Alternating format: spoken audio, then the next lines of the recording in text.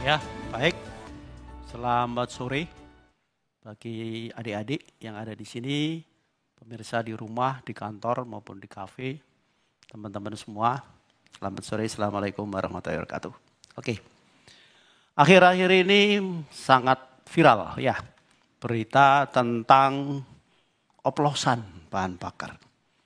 Kemudian banyak orang menanyakan, apa sih oplosan itu? Apa bedanya dengan mencampur? Apa bedanya juga dengan blending? Karena biasanya kalau orang membuat bahan bakar itu yang dipakai istilahnya blending. Secara bahasa sebetulnya artinya sama-sama mencampur. Mencampurkan dua zat atau lebih untuk membuat suatu zat lain yang mempunyai spesifikasi tertentu. Oke, mari kita lihat. Next, Mas. Oke, jadi minyak bumi yang mempunyai spesifikasi khusus tentu yang cocok dengan proses yang ada di kilang. Ya, karena kilang itu didesain untuk mengolah minyak bumi dengan spesifikasi tertentu.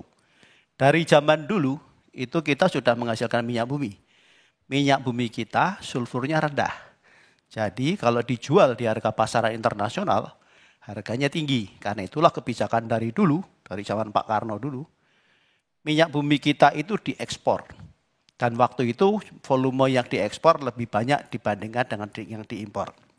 Karena harganya mahal, kemudian kita beli minyak bumi yang kualitasnya lebih rendah untuk diolah di kilang kita.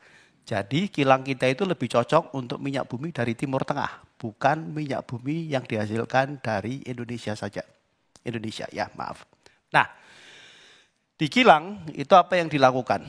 Pertama adalah proses destilasi, yaitu mendidihkan minyak bumi tadi pada temperatur tertentu. Tentu yang pertama keluar adalah gas, metana, kemudian LPG gitu ya. Kemudian berikutnya yang keluar adalah nafta. Jadi bukan bensin, bukan pertalite, bukan pertamak atau pertamak turbo, bukan, tapi nafta. Kalau prosesnya adalah destilasi tadi, nafta yang dihasilkan namanya low octane mogas komponen. Oktannya antara 80 sampai dengan 90. Apa itu oktan? Oktan adalah ketahanan dari bahan bakar untuk tidak berdetonasi. Detonasi itu yang menimbulkan suara ngelitik, kemudian bisa menghilangkan daya yang dibangkitkan, dan tentu punya potensi merusakkan mesin. Misalnya pistonnya bolong, kemudian connecting rod yang bengkok, kalaupun patah nanti nembus ke blok mesin, dan sebagainya. Ya, nah, karena adanya RON ini, maka kemudian orang membuat mesin juga yang sesuai dengan RON yang akan dipakai.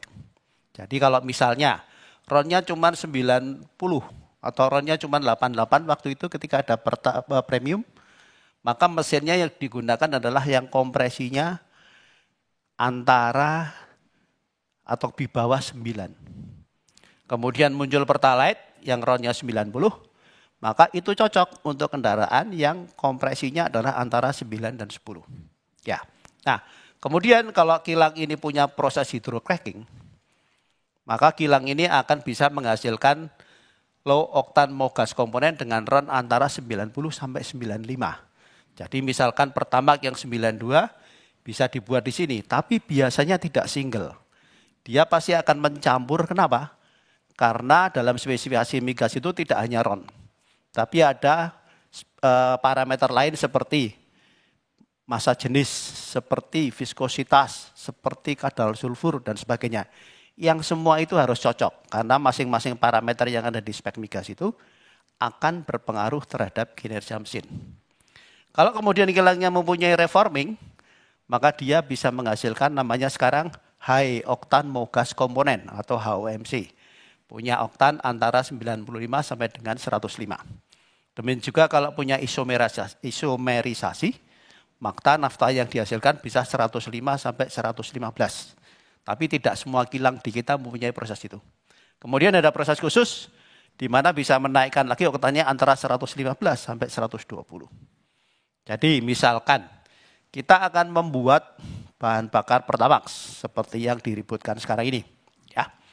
Maka itu adalah akan dilakukan blending, misalnya antara RON 90 dengan RON 95 dengan perbandingan tertentu. Taruhlah misalnya 60 banding 40 sehingga ketemulah RON 92. Jadi proses oplos, proses campur, proses bending di kilang itu di seluruh dunia, di semua produsen bahan bakar itu dilakukan.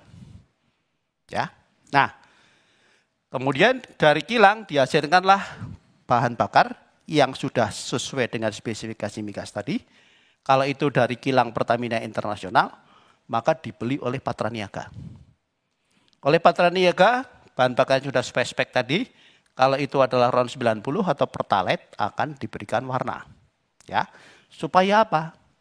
Supaya konsumen mudah mengontrol bahwa ketika dia membeli, dia mendapatkan bahan bakar sesuai yang dikehendaki. Contoh misalnya, kalau adik-adik di sini membeli Pertamax, yang dispensernya warna biru, tapi yang keluar adalah hijau, apakah kita mau terima? Tentu enggak ya, karena kita merasa, loh ini kok saya dikasihnya Pertalite, yang harusnya warnanya biru, kenapa saya dikasih yang warna hijau? Tentu kita enggak mau. Dengan begitu, konsumen bisa mengontrol bahwa dia bisa mendapatkan bahan bakar sesuai yang diinginkan. Ya, demikian juga untuk mengontrol SPBU. Kalau ada SPBU yang menjual bahan bakar dengan warna hijau tapi keluar dari dispenser warna biru, artinya SPBU ini nakal. Dia menjual bahan bakar yang tidak sesuai dengan apa yang harusnya dia jual. Baik. Nah, kemudian kalau dia bensin RON 92 atau Pertamax, selain diberi warna biru, ada lagi tambahannya, yaitu aditif paket deterjen. Demikian juga di Pertamax Turbo. Maka dia diberikan warna merah dan aditif juga paket deterjen. Dan itu dilakukan di terminal bahan bakar minyak. Nah, apakah kita tidak boleh melakukan blending atau mencampur di terminal bahan bakar minyak? Boleh. Contohnya apa? B40 atau yang kita kenal dengan solar subsidi. Maka B0 atau solar 48 dicampurkan dengan 40% biodiesel, dilakukannya di terminal bahan bakar. Karena biodieselnya disuplai dari pihak luar. Next, Mas. Nah, ini adalah contoh penggunaan aditif deterjen. Paket aditif deterjen ini punya fungsi seperti yang kita lihat di sini, menjaga katup isap supaya tetap bersih, menjaga injektor tetap bersih, mencegah terjadinya penurangan daya, mencegah terjadinya pemborosan bahan bakar, mencegah peningkatan emisi gas buang, dan menjamin bahwa mesin itu aman untuk dioperasikan. Kalau kita tidak menggunakan paket deterjen, maka yang terlihat adalah di sini. Jadi katupnya akan banyak kerak seperti ini. Kalau ini kebetulan adalah katup kondisi baru, yang gambar yang ketiga adalah kondisi katup dengan aditif, keraknya tipis saja, sedangkan yang tanpa aditif adalah seperti yang gambar yang paling kanan. Ya, fungsinya ada di mana? Di sini. Jadi katup itu adalah tempat di mana dia akan membuka atau menutup campuran bahan bakar yang akan masuk ke ruang bakar. Seandainya banyak kerak seperti ini, maka campuran bahan bakar dan udara akan terganggu untuk masuk tertahan. Sehingga akibatnya dayanya berkurang. Jadi kalau misalkan benar dugaan bahwa Pertalite yang RON 90 itu dicampur dengan Pertamax ya RON 92. Kalau 50-50 menjadi RON 91. Maka mestinya yang terjadi adalah masyarakat bisa merasakan bahwa tarikan kendaraannya menjadi berat. Konsumsi bahan bakarnya boros. Ya, pasti itu akan bisa dirasakan. Yang tadinya mungkin membeli bahan bakar full tank bisa seminggu, kok sekarang cuma 5-6 hari ya, gitu. Enggak seperti biasanya. Next, Mas. Bagaimana kalau misalnya oplosan itu dilakukan atau pencampuran seperti yang dituduhkan Kejaksaan Agung itu dilakukan oleh Pertamina? Maka yang terjadi seperti ini. Jadi karena di dalam Pertamax itu ada aditif deterjen, di Pertalite tidak ada. Maka kalau dosisnya kurang, yang terjadi akan seperti ini. Jadi titik yang pertama yang paling kiri adalah ketika dia tidak menggunakan aditif. Ketika kemudian aditifnya ditambah sekitar mungkin 55, maka bukan turun, tapi malah naik. Ya, kalau kita tambahin lagi menjadi sekitar 130, mungkin dia akan turun seperti garis kuning. Kemudian ditambahi lagi menjadi sekitar 180, akan ke titik yang ketiga, yang biru. Kemudian yang terakhir akan menjadi yang paling kanan. Jadi kalau kita lihat di sini, tanpa aditif keraknya cukup banyak, Dengan aditif tapi kurang dosisnya, keraknya tambah banyak.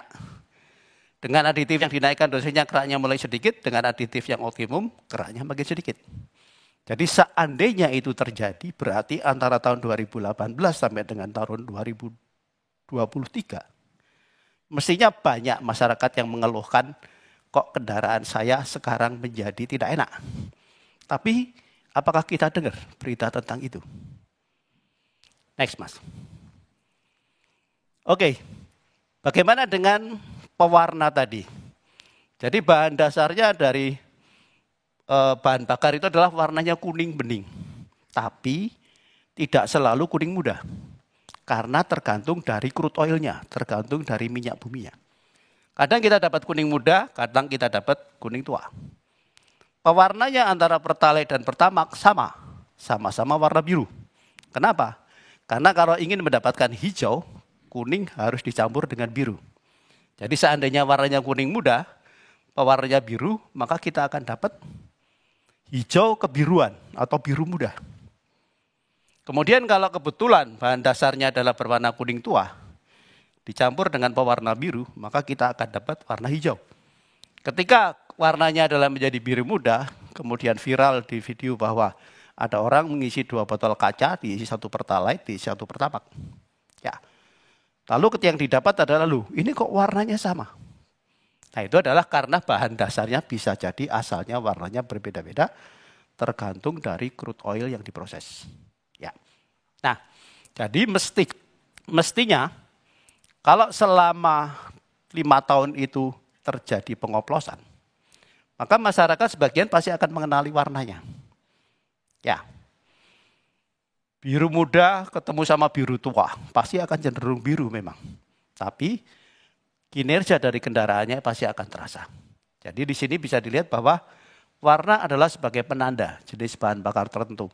Sebagai alat kontrol bagi konsumen untuk kepastian mendapatkan bahan bakar sesuai dengan yang dia kehendaki. Demikian juga sebagai alat kontrol agar SPBU memang menjual bahan bakar sesuai dengan warna dispensernya.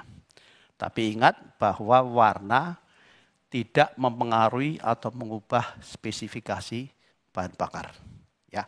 Jadi kalau selama ini diributkan masalah oplos mengoplos, ada yang bilang antara RON 88 dengan RON 92 jadinya RON 90. Terus dijual dengan sebagai Pertamax RON 92. Ada yang mengatakan bahwa RON 90 dioplos dengan RON 92 sehingga menjadi RON 91. Pasti yang terjadi adalah tadi, depositnya akan makin banyak, ya kinerja kendaraannya akan terganggu, sehingga pasti konsumen akan merasakan itu. Dan zaman sekarang, apa-apa itu gampang viral, pasti viral. Ya, contoh misalnya kasus ketika akhir tahun lalu, beberapa kendaraan tiba-tiba mengalami pengurangan daya yang fantastis, sehingga hanya bisa jalan dengan gigi 1 dan pelan. Ya, lalu pasti akan masyarakat akan menuding ini bahan bakarnya ini pasti nggak benar.